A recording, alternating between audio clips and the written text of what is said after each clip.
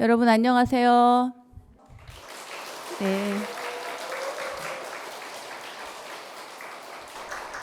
아시다시피 저는 이제 서울 청룡함에서 주지 소임을 살고 있고요. 그리고 불교 방송은 거의 아주 오랫동안 10년 넘게 왔다 갔다 해서요. 친숙한 곳이기도 합니다.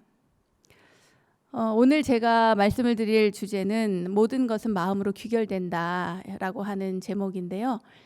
이 제목은 글쎄 여러분 들으면은 제가 어떤 이야기를 할지 대략 다 짐작이 가실 거라고 생각을 합니다.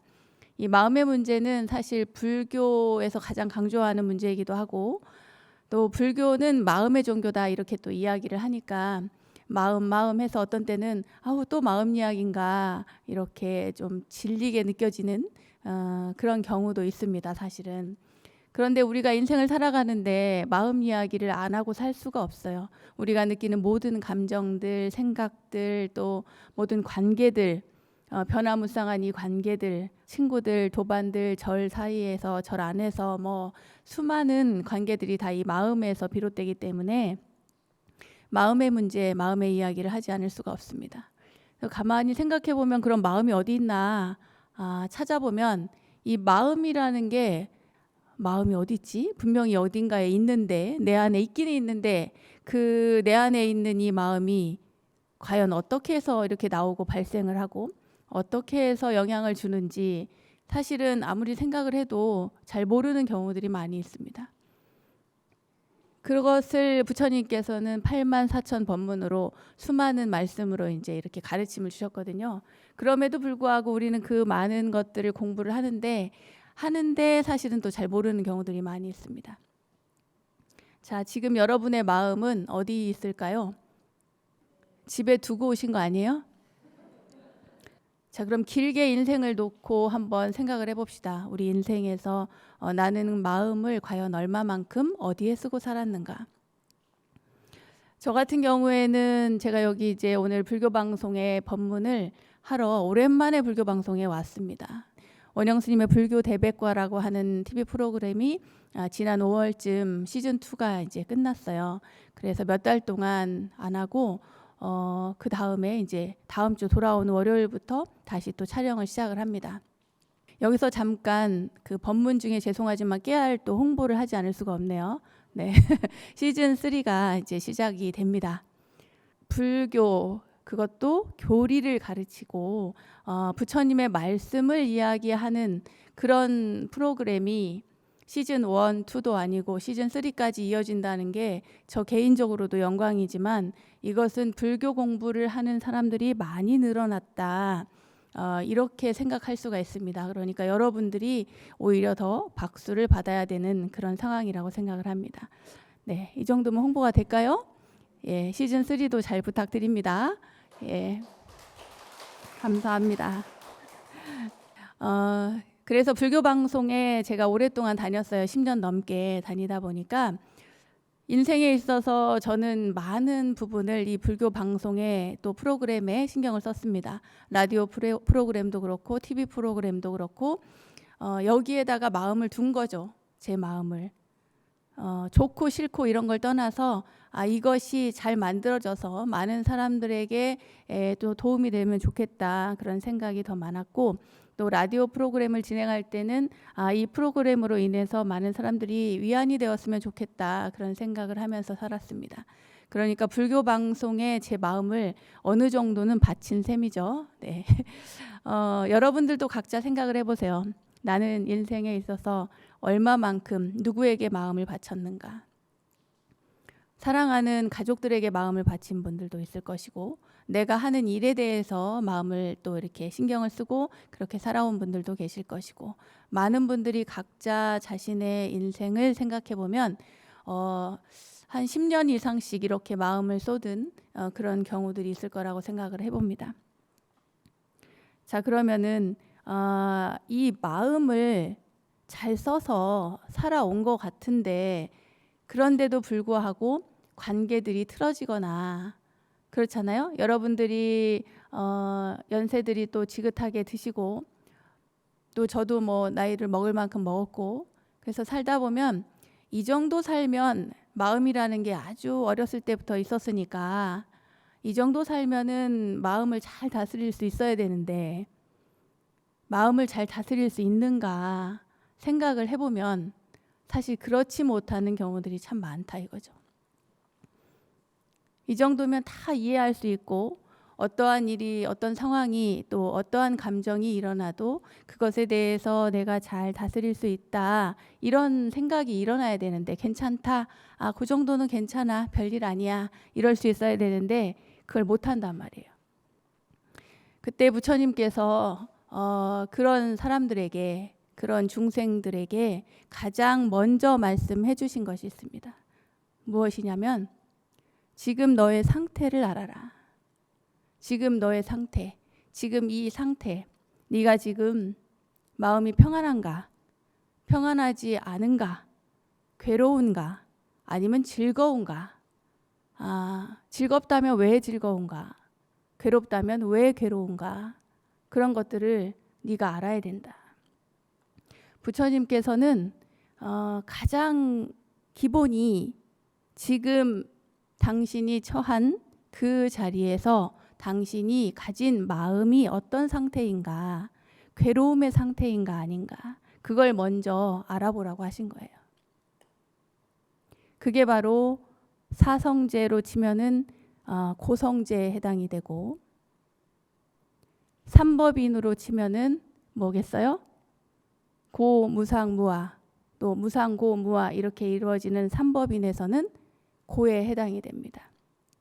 일체가 다 고이다, 괴로움이다. 모든 것이 다 괴로움이다라고 하는 고진멸도의 고, 또 삼법인의 고, 괴로움이라는 것이 바로 출발점입니다. 불교 경전을 쭉 보다 보니까요, 대부분의 이야기들은 현실적인 어떤 괴로움이나 문제점에서부터 부처님께서 시작하셨어요. 그것을 내가 아느냐 모르느냐에 따라서 달라지는 거죠. 그리고 실제로 그런 문제점이 있기 때문에 부처님께 가고 부처님의 법을 듣고 그리고 거기에서 감화되어서 뭔가 발전하고 내 인생을 바꾸는 계기가 마련이 된다는 거죠. 이 괴로움의 문제, 자, 여러분 한번 돌아보세요. 내가 오늘 괴로운가? 내가 오늘 어떤 상태인가? 여러분 오늘 즐겁습니까? 아유, 큰일이네. 괴롭습니까? 아유, 큰일이네. 괴롭다고 말씀을 해주셔야 제가 이야기하기 좋은데, 그래요. 이 괴로움이라는 것이 옛날에는 부처님 당시는 보면 괴로운 사람들이 굉장히 많았어요. 생각을 해보세요. 2700년 전 부처님께서 태어나고 살아가시던 2600년, 700년 그때 즈음에 이 세상은 정말 너무 힘들고 어려운 사람들이 많았어요. 지금도 이렇게 어렵고 힘든 사람이 많은데 그때 당시는 얼마나 더 심하겠습니까? 먹는 것만으로도 그 문제를 해결하지 못해서 괴로워하는 사람들이 너무나 많았을 것이고 입는 것을 해결하지 못한 사람도 굉장히 많았을 것이고 정말 많은 사람들이 괴로웠을 거예요. 그러니까 부처님께서 사람들을 만날 때, 대중들을 만날 때 너 참 힘들겠다. 많이 힘들지. 이렇게 말 한마디에 모든 대중들이 다 그 자신의 마음을 부처님께서 알아주시는구나. 이렇게 생각하고 부처님 이야기에 귀를 기울이기 시작한 거예요.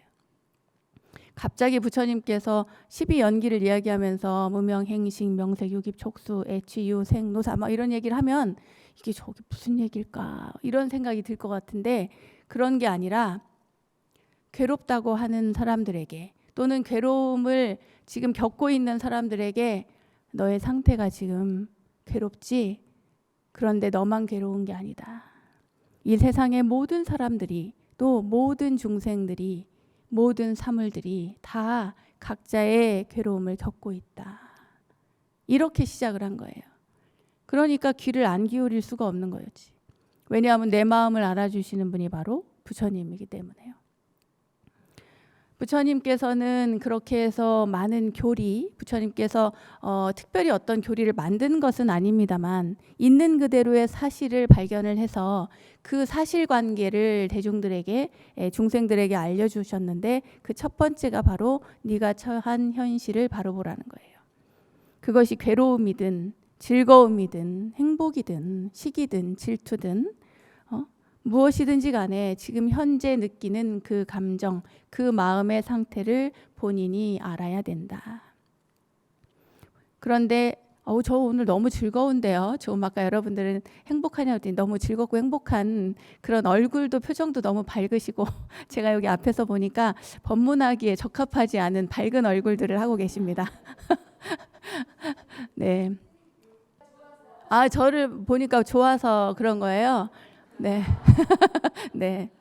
그래요. 좋을 수 있죠. 그랬을 것 같아요. 그때 옛날 부처님 당시에도 부처님을 뵈면 그 자리에서 너무 환희심이 나서 어쩔 줄을 몰라 하는 그런 분들이 많이 계셨을 겁니다. 저는 부처님은 아니지만 저를 보고 좋아해 주는 사람들도 분명히 있어요. 그런데 세상은 평등해서 저를 보고 싫어하는 사람도 있습니다. 어쩌면 이 화면을 보면서 저 스님 나왔네? TV 화면을 돌려버리는 그런 분도 분명히 있을 거예요. 없다고 보지 않습니다. 그러나 또 보고 아이고 저 스님이 나와서 좋은 이야기 해주네 이렇게 생각하는 분들도 있단 말이에요. 이것은 각자가 느끼는 인연에 따라서 달라지는 것입니다. 조금 전에 저를 보고 좋아서요 라고 말씀해 주신 우리 보살님은 분명히 저하고 인연이 있겠죠. 아니면 불교를 통해서 또 많은 스님들을 통해서 자신이 느끼는 감정이라든가 자신의 인생길이 좀 더 수월해지고 편안해지고 행복해진 어떤 경험이 있기 때문에 저를 보면서 좋다고 느낄 수도 있습니다. 모든 것이 다 인연이니까요. 네. 자, 이야기를 다시 돌아와서 즐겁고 행복한 그런 기분일 때 원인이 있습니다. 그죠? 왜 어떤 원인이 있냐? 오늘 너무 힘들었는데 막상 오니까 내가 좋아하는 스님이 법문을 한다. 그래서 저 스님을 봤더니 그냥 별 기대 안 했는데 와서 보니까 또 이야기가 들을만 하네. 그래서 좋을 수도 있고요. 또 좋은 소식이 있어서 편안해질 수도 있고 많은 것들이 있습니다. 그런데 부처님께서는 좋은 일에 대해서는 그렇게 많은 이야기를 하지 않으셨어요.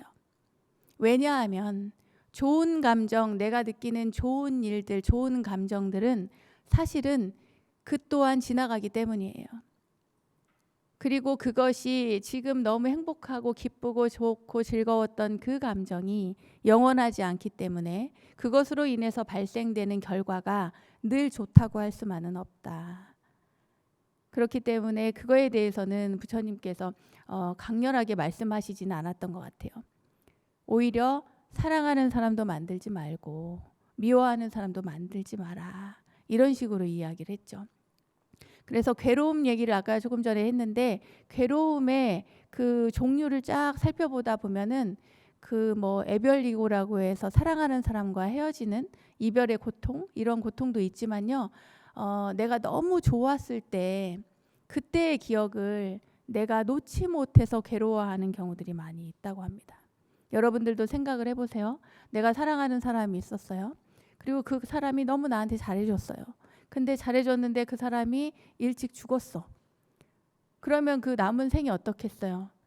보통 사람들이 누리며 살아가는 그 마지막 여생이 이 사람에게는 어쩌면 훨씬 더 고통스럽고 괴로운 삶일 수도 있다 이 말입니다.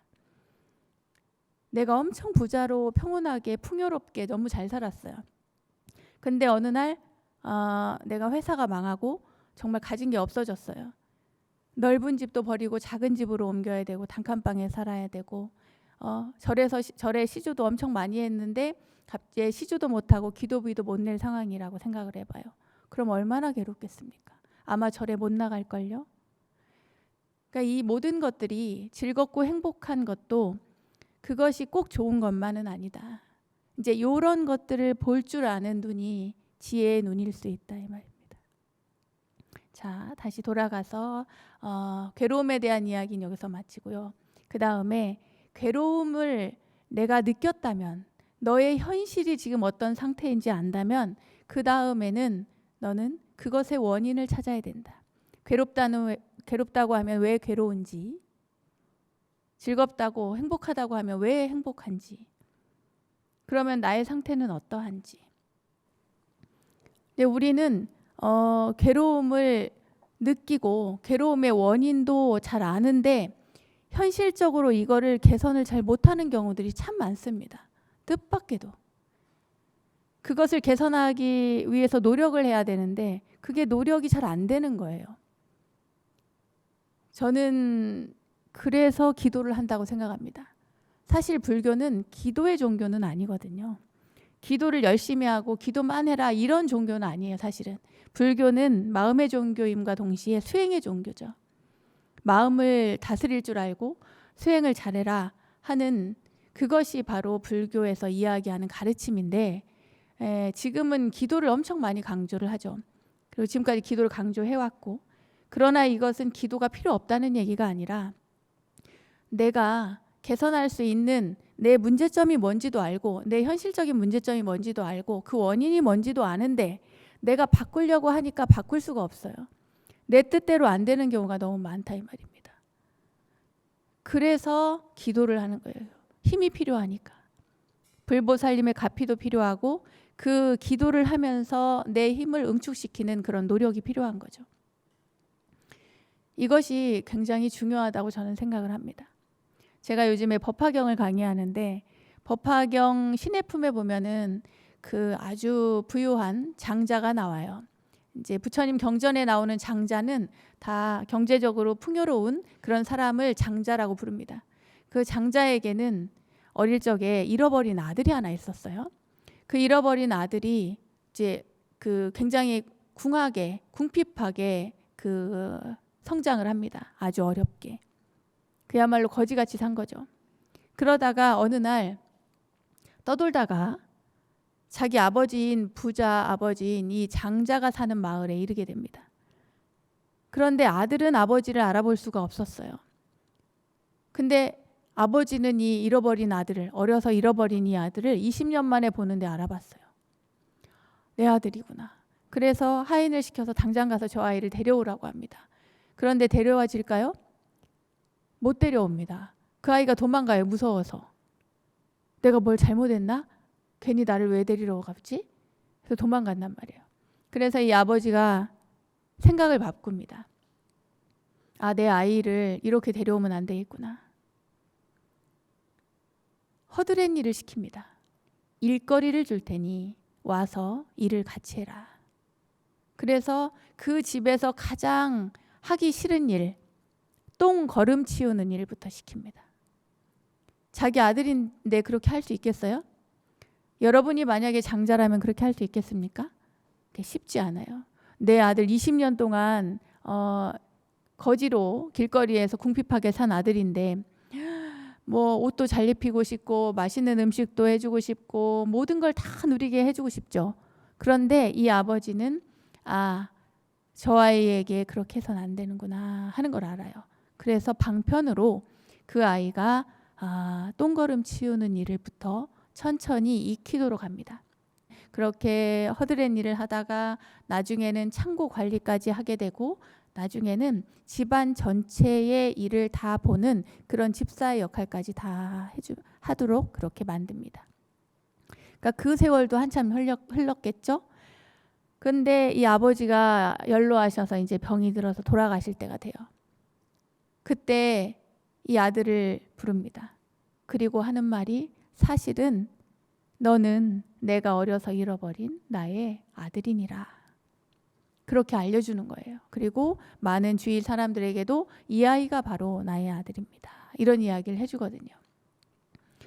그러니까 한 사람의 업을 바꾸는 일, 그것에도 지혜가 필요하고 인내가 필요합니다. 그러나 제가 여기서 법화경 이야기를 가지고 온 것은 원래의 법화경 이야기는 거기에 방편설이라고 하는 이야기를 곁들이고 또 불성에 대한 이야기 여러 가지 이야기가 들어있지만 제가 여기에서 하고 싶은 이야기는 한 사람이 바꾸려고 하는데 내 업을 바꾸는 데는 많은 시간과 노력이 필요하다. 내가 어떠한 상황에 처해 있고 그 상황의 원인도 알지만 나 스스로 안 되는 일이 있다 이 말이에요. 그럴 때는 불보살님의 가피가 필요하고, 그러려면 기도도 필요하고 내 노력도 필요하고, 이 모든 것들이 맞아 떨어져야지 내가 내 업을 조금이라도 밝힌다. 우리는 너무나 무지무명에 이렇게 갇혀 있어서요. 기분이 좋아요. 기분이 안 좋아요. 그냥 느끼는 것만 있는 거예요, 단순하게. 근데 이게 원인이 무엇이지? 이것이 영원하지 않으니 괜찮아 라고 하는 그런 마음을 배워서는 아는데, 불쾌한 감정은 그렇게 쉽게 사라지지 않습니다. 또 누가 미운 것도 마찬가지겠죠. 그러니까 우리가 어떤 원인이 있는 것은 분명한데 그 원인을 내가 어떻게 해야 될지 몰라 하는 거예요. 알기는 아는데. 그러니까 마음을 잘 다스려야 되고, 결론적으로 이야기하면 모든 것이 마음으로 귀결된다는 것입니다. 내 업을 방해하고 나의 감정과 마음과 현실의 문제점들을 일으키는 이 원인 가운데 큰 문제가 바로 마음에 대한 집착이에요. 집착. 그래서 금강경에서는 이러한 이야기를 하기 위해서 상을 좀 내려놔라. 이 상이라고 하는 것은 뭐냐면 내가 가진 생각들, 내가 가진 편견들, 내가 가진 추측, 뭐 어떤 모양을 보고 가늠하거나 뭐 그럴 거야, 저 사람은 그럴 거야, 이럴 거야, 저럴 거야 라는 짐작들, 이 모든 것들이 다 상이라는 거예요. 생각으로 만들어내는 것들, 마음으로 만들어내는 것들.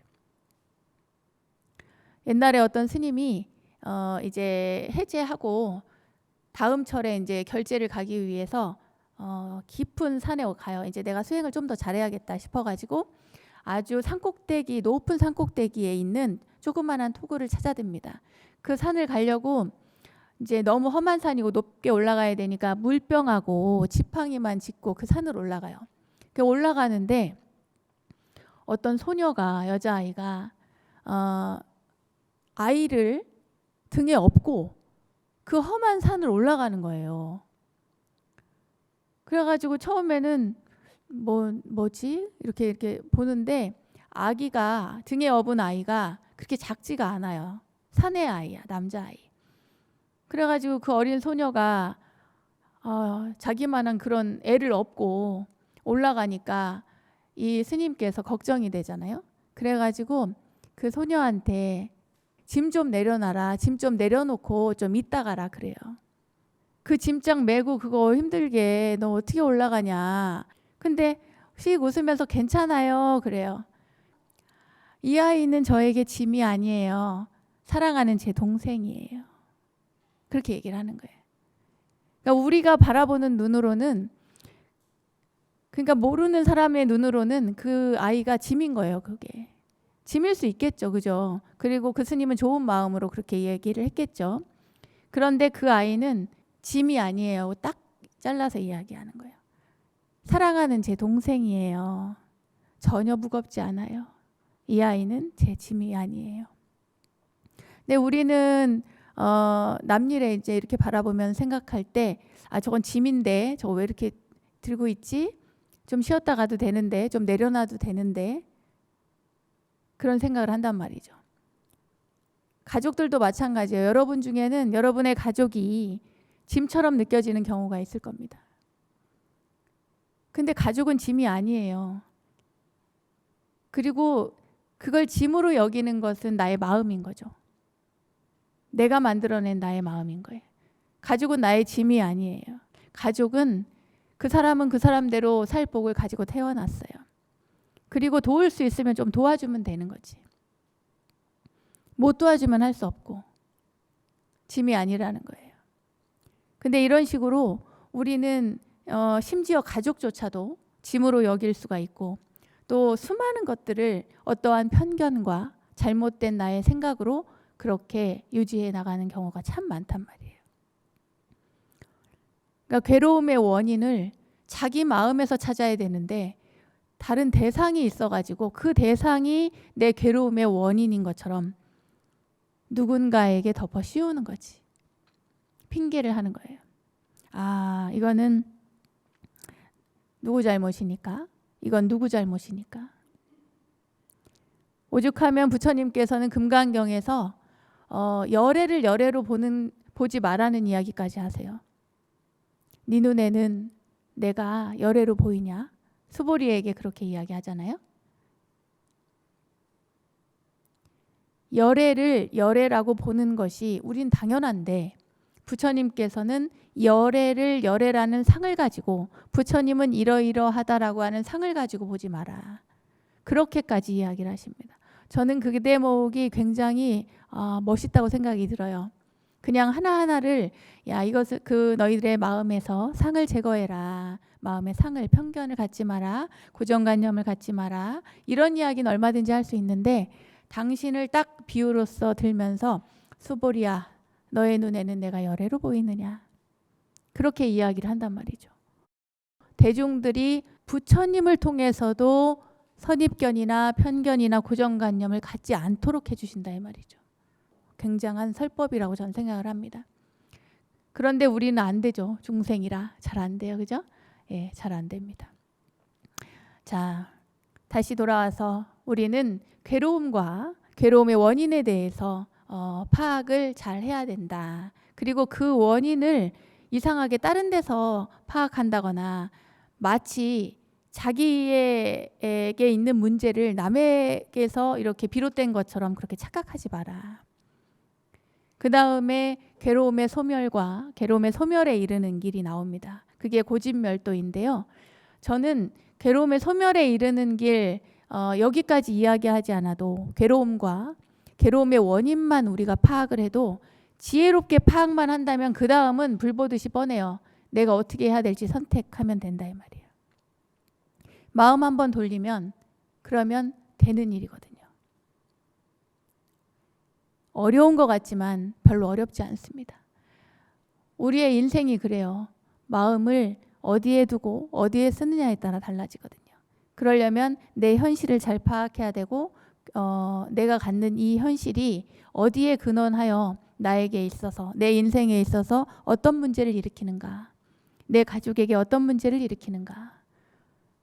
그리고 우리는 다른 사람에 대해서 좋고 싫고 이러한 많은 감정들을 느끼잖아요. 그런데 마치 남은 나에게 그러한 영향을 끼치는 것을 너무 명확하게 아는데 내가 남에게 끼치는 영향에 대해서는 별로 생각을 안 하는 편이에요. 근데 내가 남에게 끼치는 영향이 상당히 큽니다, 여러분. 남이 나에게 끼치는 영향만큼이나 나도 남에게 끼치는 영향이 굉장히 크다. 이걸 잘 알으셔야 돼요. 괴로움의 소멸. 네, 우리가 원인을 알면 이걸 어떻게 해결해야 될지 알겠죠. 근데 대부분의 많은 분들이 고집멸도를 설명할 때 병을 가지고 설명을 합니다. 병이 들었어 괴롭고 그 다음에 병의 원인을 알았고 또 병의 원인을 알았으면 치료를 하면 낫죠. 그죠? 치료를 하고 약을 먹고 이렇게 하면 내가 건강 상태가 원래로 돌아온다라고 하는 것을 압니다. 그 아는 것이 바로 괴로움의 소멸이고 그리고 자 그럼 치료를 해야지 약을 먹어야지 어떻게 할 것인가 하는 그 방법이 바로 괴로움의 소멸에 이르는 길입니다. 그게 이제 팔정도라고 해서 8가지로 나오는데 쉽게 말해서 신구이 삼업을 청정히 하는 겁니다. 내 몸을 잘 다스리고 내 입을 잘 다스리고 그리고 내 생각을 잘 다스리는 것. 이것이 바로 이 8가지로 이제 이야기하는 팔정도의 정견, 정사유, 정어, 정업, 정명, 정념, 정정진, 정정이라고 하는 이 8가지 내용을 쉽게 간단하게 이야기하자면 이 신구이 삼업을 청정히 밝히는 것이다. 괴로움과 괴로움의 원인과 괴로움 소멸과 괴로움의 소멸에 이르는 길 부처님께서 누누이 이야기하시고 사실 따지고 보면 경전 안에 참 많은 내용들이 그 내용을 바탕으로 하고 있습니다. 그리고 나아가서 무상이나 무아라든지 이런 이야기까지도 다 연결이 되죠. 12연기도 다 연결이 되고 연기법을 체계화한 게 바로 고진멸도 사성제니까요. 그런데 결국에 우리가 이 신구일 삼업을 밝히는 일은 마음으로 돌아간다. 마음으로 돌아간다. 내가 어떤 생각을 하느냐에 따라서 내 삶이 달라진다는 거예요. 화엄경에 이러한 구절이 있습니다. 제가 적어왔는데 화엄경에 야마천군 개참품 80권본 화엄경을 오늘 제가 몇 구절 적어왔는데 마치 그림을 그리는 화가 그림 그리는 화가가 자기 마음은 잘 알지 못하지만 마음이 있어서 그러니까 마음으로 그리는 것처럼 법의 성품도 이와 같다. 그랬어요. 그 다음 구절은 마음은 화가와 같아서 능히 모든 세상을 그려내나니 오온이 뭐죠? 색수상행식이죠. 오온이 다 여기에서 생겨남이라. 마음은 만들지 못하는 법이 없다. 비어공화사가 불능지 자심호대 이유 심고화하야 제법성 여시로다. 심여 공화사하야 능화 제세간 하나니 온실 종생이라 무법이 부조로다. 이런 뜻이에요. 이 세상의 모든 것들이 마음으로 이루어지지 않은 것들이 없다. 그래서 제가 오늘은 이렇게 모든 것은 마음으로 귀결된다라고 하는 주제를 가지고 이야기를 했습니다. 그러나 중간에 제가 말씀드린 것처럼 금강경에서 상을 내려놓으란 이야기처럼 사실은 우리가 가진 이 업보가 만들어낸 것들이 꽉 이렇게 굳게 우리의 마음을 닫게 만들어가지고 고정관념을 만들어놨어요. 이게 답을 정해두면 그러면 그 사람을 설득하기가 참 어렵습니다. 그러니까 내가 가진 생각이 이러한데 라고 하면 그 다음에는 그 사람의 의견을 받아들이기가 어려워요.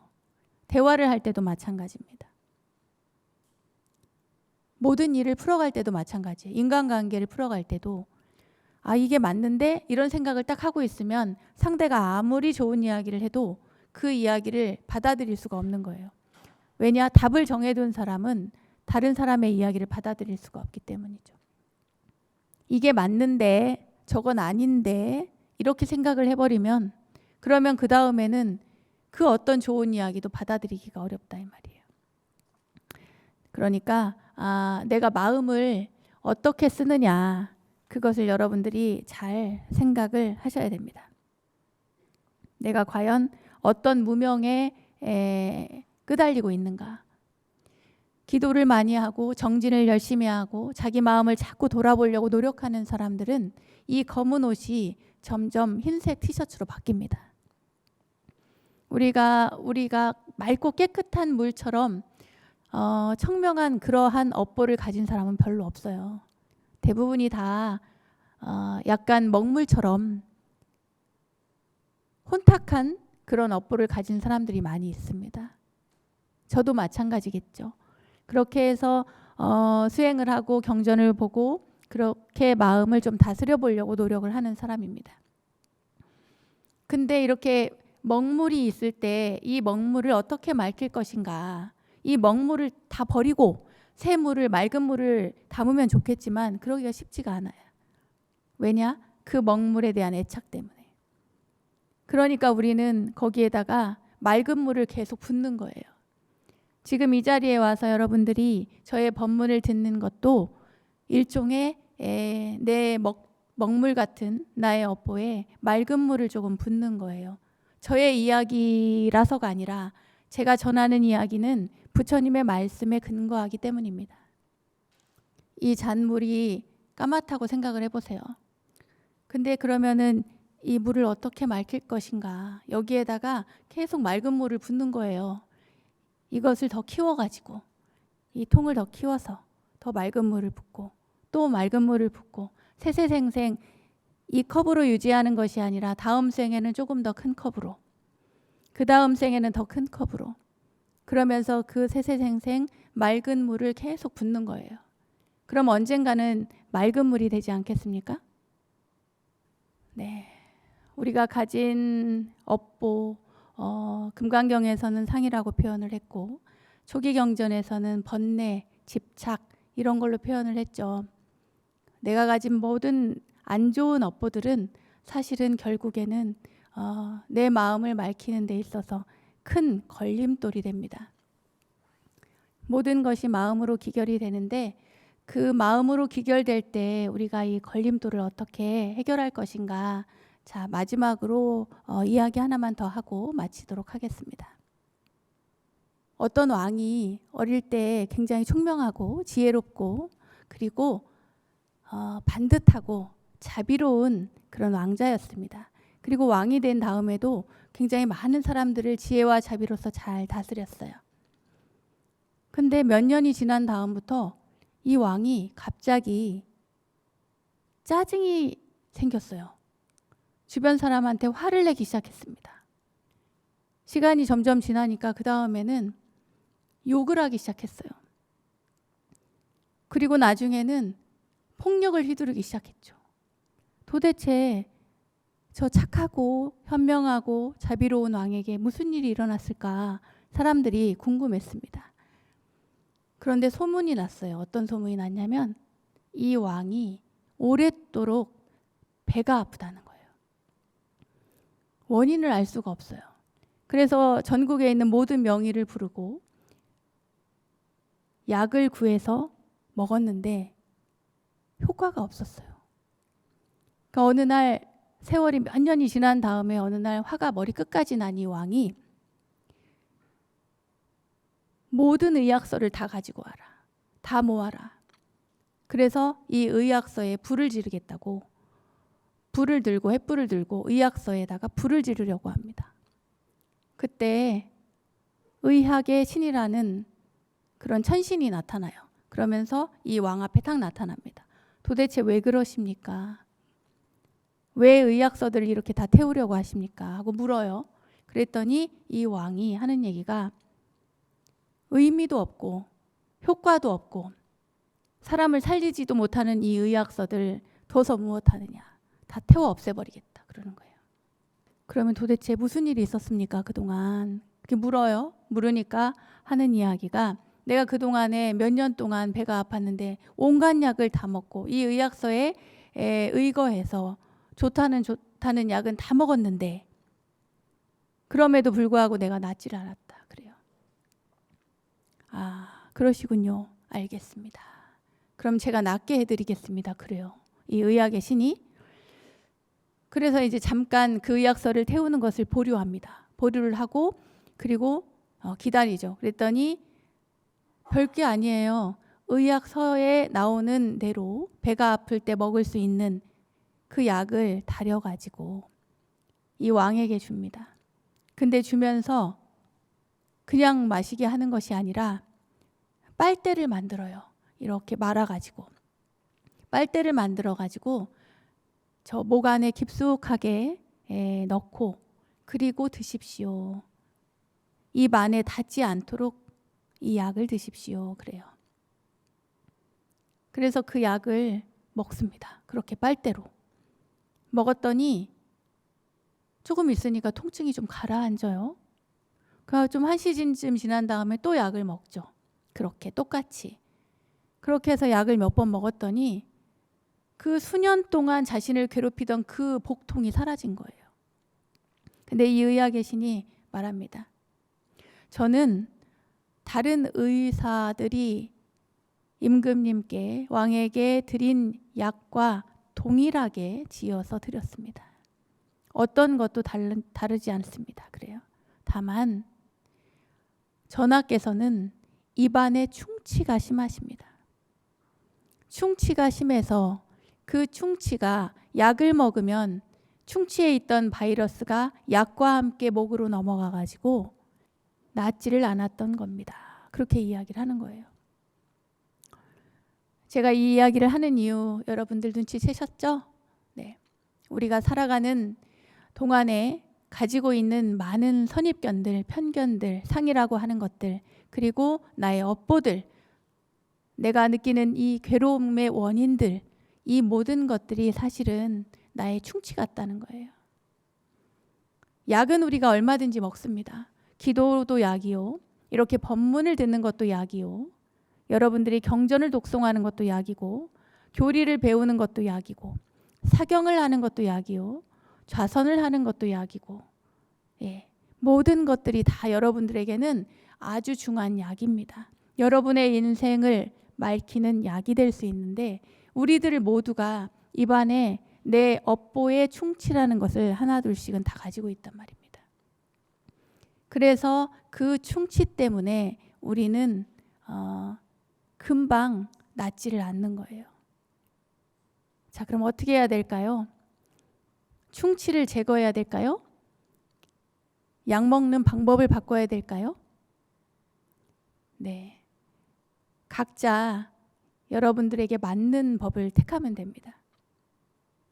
중요한 것은 내 괴로움의 원인이든 상바가지든 뭐든지 간에 일단 그것이 나에게 충치다라는 걸 아는 거예요.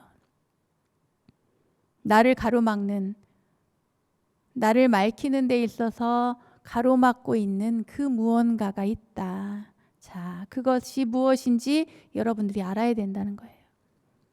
그냥 어두운 채로 놔두는 것이 아니라 부처님의 가르침을 가지고 지혜롭게 나의 업보를 맑혀가는 거예요. 어두울 때 밝게 이렇게 불을 켜야 된다는 거예요.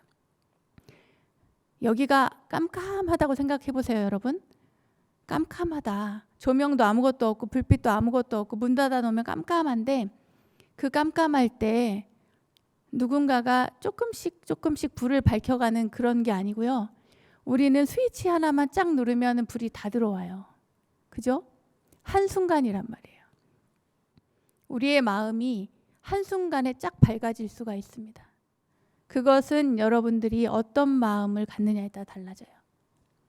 하나씩 밝혀가야지 이런 사람도 있을 것이고, 아니야, 스위치 한꺼번에 내가 3개 다 켜게, 그리고 딱 스위치 3개를 한꺼번에 켜서 여기를 밝게 하는 사람이 있고, 각각 다를 수 있습니다. 그러나 불가능한 것은 아니다. 모든 것은 한 생각, 내가 갖는 느낌, 내가 갖는 마음, 생각, 요것을 한순간 바꾸어 버리는 것에 따라서 어두운 공간을 밝게 만들 수 있다. 네. 그것이 모든 것들이 다 마음으로 기결된다라고 하는 오늘 주제에 제가 하고 싶은 이야기입니다. 글쎄요, 여러분들 이 자리에 계신 분들은 분명 나름대로 마음의 관심을 많이 가지고 있고, 또 각자의 인생을 바꿔가고 싶은, 조금은 더 부처님에게로, 깨달음에게로 다가가고 싶은 마음의 의지가 분명 있는 분들이라고 저는 생각을 합니다. 여러분, 그 마음의 의지를 놓지 말고 꾸준히 계속해서 이번 생에 이만큼 맑히면 다음 생에 또 저만큼 맑히고, 그런 것처럼 오늘 요만큼 맑히고 내일 또 조금 더 맑히고 그 다음 날 또 조금 더 맑히고, 그래서 여러분들의 삶이 하루 살면 하루 더 좋고 또 하루 살면 하루 더 좋고, 한 해 지나면 한 해 더 현명하고 지혜롭고 자비로운 여러 불자님들이 되시길 바라겠습니다.